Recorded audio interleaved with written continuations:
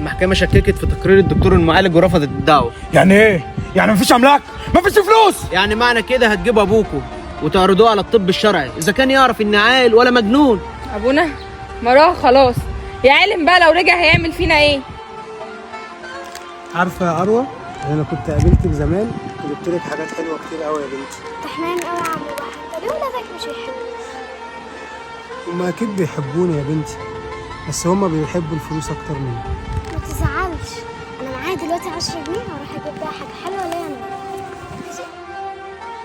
انا. متولي الجبنه ممش هاتيها جواها دود يا ستي، هاتيها هاكلها برضه. انت اللي جابك ياض؟ انت نسيت ان انا محامي الحاج؟ انت خاين ياض، ولا الحاج كان بيحبك كان زماني واخد روحك بيدي. لا يا ميجو ما تقولش كده، انا لحم اكتفي من خير الحاج، وحتى جاي اقول لك ان انا عرفت مكانه. ايه حاج بقرة ميجو! ايه ده؟ ايوه انت والله اصيل يا ميجو، اصيل يا ابني. بس يا مروه يا مروه يا مروه يا الحمد لله سلامتك يا بابا. عم بحر، ما مين دول؟ استنى انت يا اروى. الحمد لله على سلامتك يا ابوي، توحشتني قوي.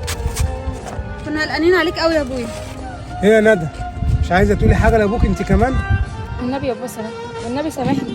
انا سامح العايشين بس يا ندى، لكن الاموات ربنا بس اللي بيسامحهم. ايه الكلام ده يا ابوي؟